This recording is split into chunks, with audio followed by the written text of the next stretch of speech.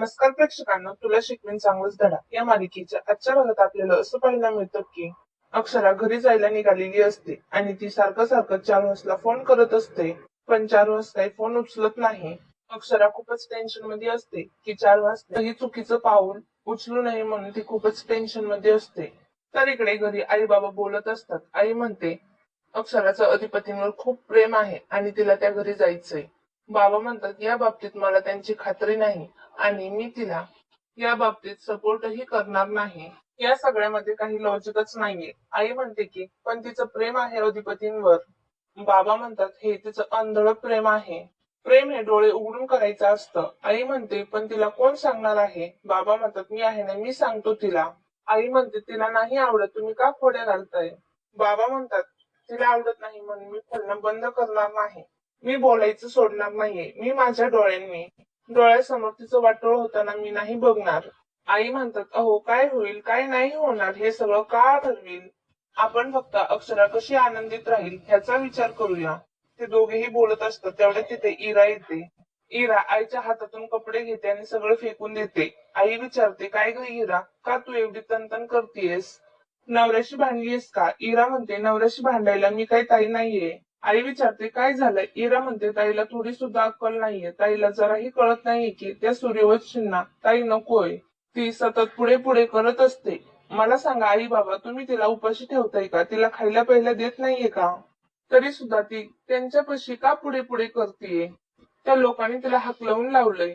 तरी सुद्धा ती त्याच घरात जायची स्वप्न बघतीये. आपल्या घरात तिला डिओची नोटीस आलीये तरी सुद्धा तिला वाटते तिचा संसार आधीसारखा सुरळीत होणार आहे आणि तिचा संसार सुखाचा आहे असं तिला वाटतंय.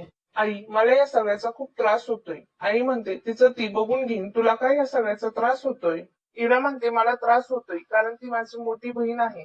मला मान्य आहे तिच्या लग्नाच्या वेळेस मी खूप मोठी चूक केली आणि ह्या सगळ्याचा त्रास तिला आता होतोय आणि तिचा हा त्रास मला बघवला जात नाहीये. बाबा मला असं वाटतं या सगळ्यातून मोकळं होणं हा एकच ऑप्शन आहे आपल्याकडे.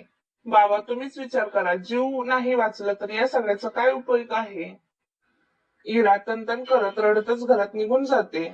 आई बाबांना अक्षराची खूप काळजी वाटत असते. बाबा अक्षराशी बोलायचं ठरवतात तर इकडे शिवानी अधिपतींच्या घरी आलेली असते.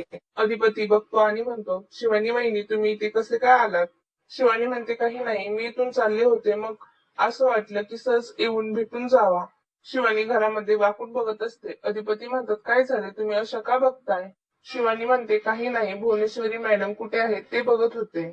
अधिपती म्हणतो ते वरती आहे, तुम्हाला भेटायचं आहे का त्यांच्याशी, चला वरती. शिवानी नको नको म्हणते तर इकडे चारुहास आपला मोबाईल चेक करत असतात. तेव्हा अक्षराचा मिस कॉल आलेला बघतात. चारुहास अक्षराला फोन लावायला घेतात तेव्हा अक्षराचा फोन हा लागत नसतो. तेव्हा ते मोबाईल चेक करतात तेव्हा त्यांना कळतं की अक्षराचा नंबर हा ब्लॉक केलेला आहे. चारुहास फोन अनब्लॉक करतात आणि अक्षराला फोन लावतात. अक्षरा ही रिक्षात झोपून गेलेली असते. तिला बाबांचा कॉल काही आलेला कळतच नाही. चारुहास सारखं सारखं अक्षराला फोन करत असतात. अक्षरा फोन उचलत नाही म्हणून चारुहासला अक्षराची काळजी वाटत असते. तर इकडे आजी भुवनेश्वरीचे दृष्ट काढत असते. भुवनेश्वरी म्हणते आई तू काही पण करतेस, मला काय होणार आहे. मला कोणाची दृष्ट लागणार आहे. आजी म्हणते कोणाचीही दृष्ट लागायला नको. आयुष्यभर तू त्या माणसाची वाट बघितलीस आणि तो माणूस आता लग्नाला तयार झालाय. आता तुला कोणाचीच दृष्ट लागायला नको. आधी तू या घरची मालकीण होतीस, आता तू या घरची राणी होणार आहेस. देवाने ऐकलं माझं. पुरी तू त्यांच्यासाठी काय काय नाही केलंस. त्यांच्या मुलाला आईची माया दिलीस. त्यांची चारू बनून या घरात आलीस. मी बघत होते तुझी धडपड. आई म्हणून माझं काळीज तुटत होतं.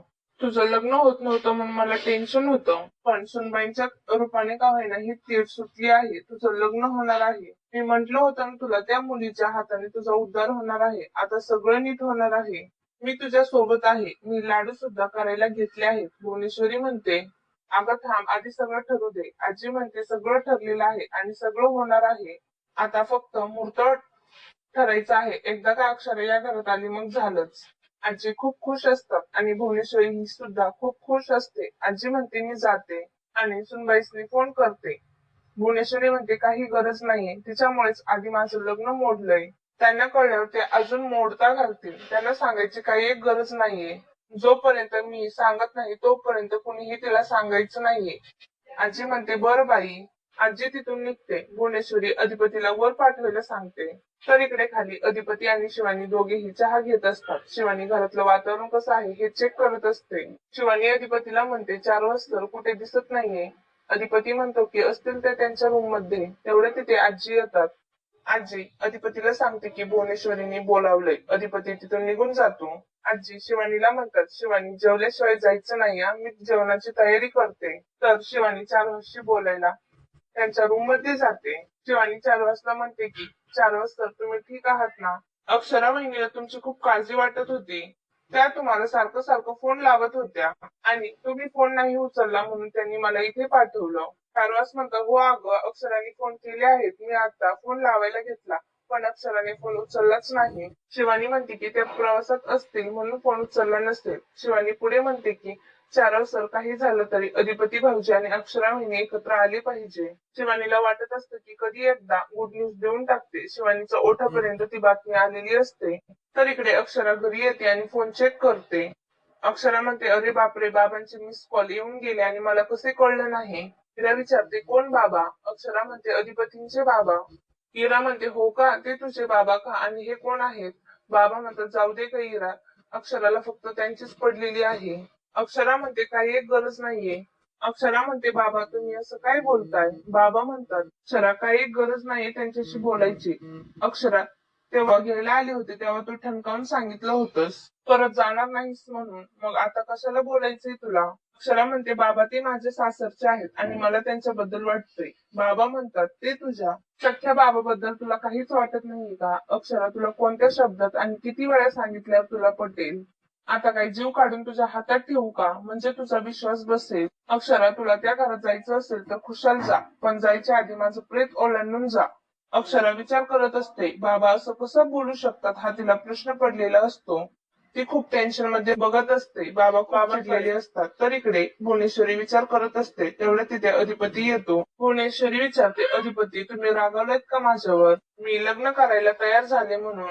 अधिपती म्हणतो आई साहेब तुमच्या मनात काय चालू आहे ते मला चांगलंच कळतंय. मी तुमचं प्रेम समजून घेऊ शकतो.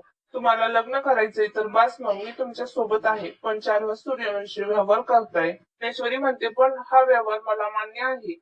अधिपती म्हणतो पण आईसाहेब मास्तरीणबाईला या घरात आणणार कसं. त्यांना या घरात यायचंच नाही ना.